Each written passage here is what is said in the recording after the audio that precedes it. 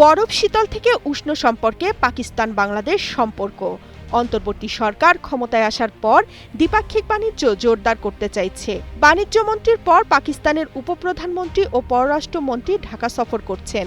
আশা করা হচ্ছে এই সুসম্পর্কের পথ ধরেই বাড়বে দুই দেশের বাণিজ্য সম্পর্ক। পাকিস্তানের উপপ্রধানমন্ত্রী ও পররাষ্ট্রমন্ত্রী ইসাক দারের ঢাকা সফর আমাদের ফিরিয়ে নিয়ে যায় এক যুগ আগে। সর্বশেষ ২০১২ সালে পাকিস্তানের কোনো পররাষ্ট্রমন্ত্রী বাংলাদেশ সফর করেছিলেন।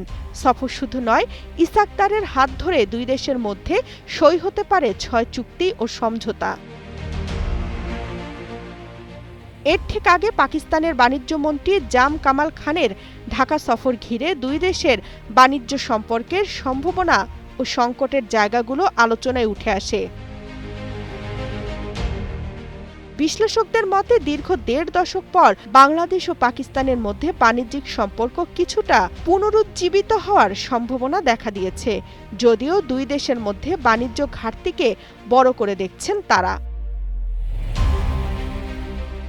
এক্সট্রিম মশার কয়েল প্ল্যান্ট ফাইবার দিয়ে তৈরি, তাই সহজে ভাঙে না, সুগন্ধিযুক্ত ও নিরবিচ্ছিন্নভাবে জ্বলে। ডেঙ্গু, চিকুনগুনিয়া বাহি সহ যে কোনো মশার বিরুদ্ধে দেয় এক্সট্রিম সুরক্ষা। ২০২৩ সালে পাকিস্তান বাংলাদেশে $৬৫০ মিলিয়ন বেশি অঙ্কের পণ্য রপ্তানি করেছে, আর এ সময় বাংলাদেশ থেকে তারা আমদানি করেছে মাত্র $৬৩ মিলিয়ন পণ্য।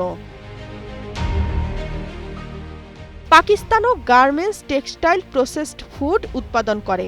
পাকিস্তান থেকে বাংলাদেশে যেসব পণ্য রপ্তানি হয় তার একটি বড় অংশই হলো সুতা।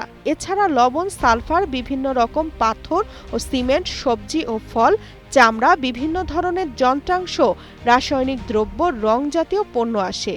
আর বাংলাদেশ থেকে যেসব পণ্য পাকিস্তানে যায় তার মধ্যে রয়েছে পাট ও টেক্সটাইল পণ্য, কাগজ, মেডিকেল পণ্য। বাংলাদেশ ও পাকিস্তানের বাণিজ্যে আরেকটি বড় সমস্যা হলো পণ্য পরিবহনের জন্য শ্রীলঙ্কা বা সিঙ্গাপুরের মতো তৃতীয় দেশের বন্দরের ওপর নির্ভর করতে হয়, যা পরিবহন ব্যয় বাড়িয়ে দেয়।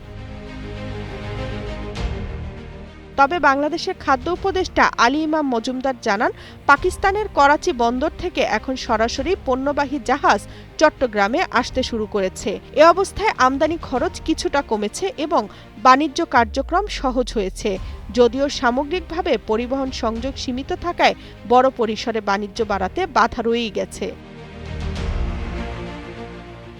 বিশ্লেষকদের মতে দুই দেশের রপ্তানিমুখী পণ্য প্রায় কাছাকাছি, তবে বিনিয়োগে পাকিস্তান আগ্রহ দেখালে সেখানে বড় সুযোগ তৈরি হতে পারে। তামান্না তাহসিন খান, কালের কণ্ঠ।